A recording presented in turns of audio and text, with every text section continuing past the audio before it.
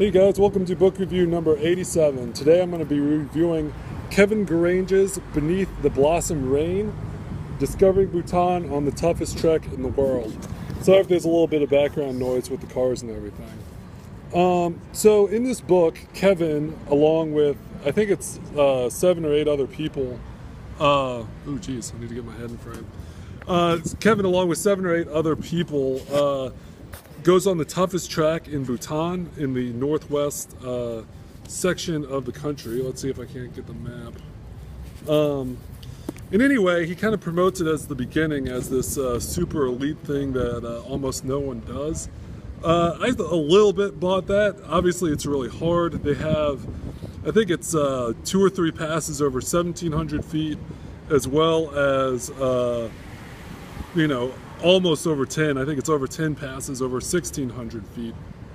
That being said, throughout the book, it kind of emerges that a lot of the people that are going on this track, outside of him and one other guy, so it's like 10 people total,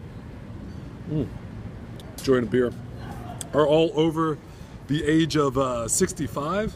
So I wasn't really exactly buying that that it was super elite. It was very hard, and it took people in tremendous shape to do it, but I don't necessarily see that you know, that it's the Everest of climbs. Or if it, I mean, I'm not trying to undersell it. It's a very hard climb, but you know, okay, well that's my 2 cents. So anyway, he kind of starts near Thimphu and Para, which are the capital city and transportation hub of, man, there's a lot of cars here today, transportation hub of Bhutan, respectively. And then kind of goes around in a large semicircular route, seeing a lot of the people of Bhutan, talking about the, I think it's Dzongs, Tzongs, which are like the temples or like the monasteries of obviously Buddhism, Bhutan being a Himalayan Tibetan Buddhist country. Now, when people think about Tibetan Buddhism, they almost always think about the Dalai Lama. But the Dalai Lama only runs the largest section of Tibetan Buddhism, called the Yellow Hats, and Bhutan is actually the Red Hats. I didn't really know this before I started reading about Bhutan. So actually, at this point, although they're like friendly, they don't certainly see the Dalai Lama as the head of their religion or any sort of, you know, historically important, or not historically, but, well, I guess they see him as important. I guess it's the same way that like a Protestant religion might see the Pope as like a religiously important figure. Like somebody religiously important, but not necessarily the head of their individual sect or church or, you know, Buddhist, whatever they call it. Let's see, what else? He really talks about the camaraderie built up on the track. I read this book like 3 or 4 books ago, so I'm not going to be able to remember all the guys, but I definitely remember like Tom, Joe, and a number of them. They kind of ranged anywhere from ex-military people, I think that was Joe, to you know, kind of hippy-dippy types, to people that were like intentionally went into some of the most dangerous areas on Earth. Not that Bhutan's particularly dangerous from a political standpoint, but it's certainly dangerous from a trekking standpoint and all the rocks that fell. But I specifically remember the one woman on the trip had been to like Saudi Arabia and Afghanistan, various countries in Africa. Almost, I wouldn't say like, she probably wouldn't say it was like directly a challenge, but it was just like, you know, something she did. The ex-military guy, what's up, dude? The ex-military guy was very out of shape, actually. I shouldn't say he was out of shape, but he was very much in shape, but he was the least trekker, hiking-oriented person in the group. They said that while most people would have like water bags where, you know, you would have the little suction thing, or like advanced you know, water carrying equipment, he just had a couple of water bottles that were just kind of your standard issue soccer game water bottles, or football game water bottles that you would get from home. He also said that he didn't have any, like dry wear, even though it rains in Bhutan all the time with the monsoons and everything, that his clothes would just get completely drenched. But being the hardcore trooper he was, he just kind of sucked it up and went through. Now, he was almost always the last person to get into camp, but he made the entire trek over all the mountains and everything. So let's see what else. Well, I guess the Shangri-La, if they call it, of this route was Thanza in the, I think it starts with a G, like Gorju Valley. Anyway, this is a high altitude territory, like over 1,500 feet, kind of set in a valley between two 1,700 foot passes. But just because of sheer necessity is kind of a little bit culturally different from the rest of Bhutan. The rest of Bhutan is also Buddhist, same as these people, but generally have more outlandish art, have more stylized architecture. These people kind of live a bare bones, grass bones existence. No two-story dwellings, all single-story dwellings. Often they're sheep farmers, or not really sheep. Well, I guess sheep a little bit. Sheep, goats, and particularly yaks, which really thrive at this altitude. Kevin also mentions kind of some of the yak runs that he went on. I don't know, that just popped into my head. Where some of the trek, or some of his guides, and once again, this is a guided trip, which is why I felt it was maybe not such an intense journey.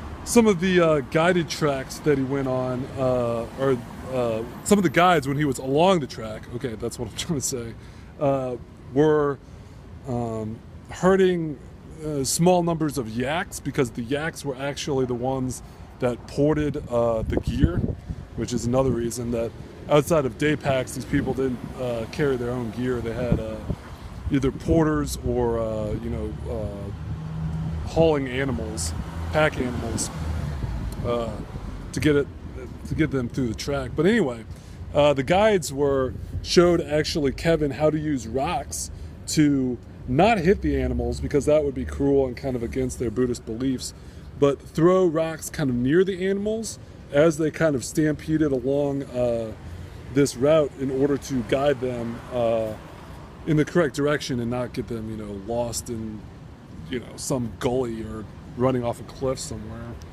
That was pretty cool. But anyway, back to the Thanza Valley. Even though they had minimalist, materialistic means, he really enjoyed their native folk dance, their singing.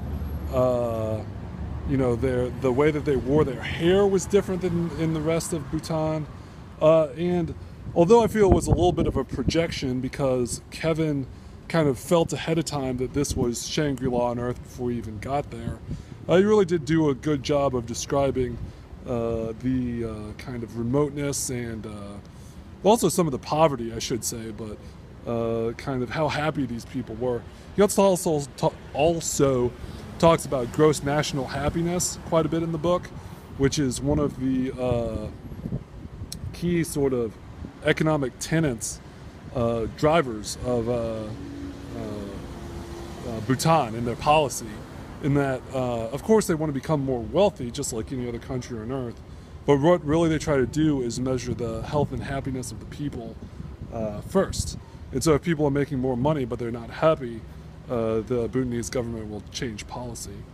Of course, there are always going to be happy and unhappy people in any society, but it's the general, drift of the country. Let's see, I kind of talked about some of the camaraderie, some of the people on the trip, talked about the porters, talked about, high altitude, the passes. I will say, if I had a criticism, this book is definitely full of, superlatives. It is the highest mountain, it's the most awesome view, it's the greatest this, it's the most spectacular that. And while that was very much true, and while if doled out in relation to some other things, and then not just the negative things, but kind of the whole spectrum of human experience, it really makes the spectacular things seem more spectacular. Whereas in this book, I don't doubt at all, motorcycle. I don't doubt at all, as this motorcycle drove by, I don't doubt at all that it was spectacular, or that Kevin Grange is lying at all, or anything like that. I mean, he's certainly, from the pictures in the book, and just generally the sense that he's given, it is quite spectacular, but just kind of time after time after time of how spectacular it is kind of becomes monotonous after a while, which I guess that's an easy problem to have when you're hiking, to have things spectacular time and time again. It probably doesn't get real old, you know, but when you're reading about it, it's kind of like, you know, it's spectacular. It's what it is. It's descriptive. But anyway, yeah, it's a good book about just, it's not, he doesn't spend a lot of time in country, so it's more just kind of the observations on the, I think it's like 2.5 week trek. But in general, yeah, it's a good book. You guys should check it out. I think I'm going to end the book review here. Beneath the Blossom Rain, Discovering Bhutan on the Toughest Trek in the World by Kevin Grange. I haven't posted in a while. I'm going to post a whole lot at once, so keep looking at these posts, guys. All right, bye.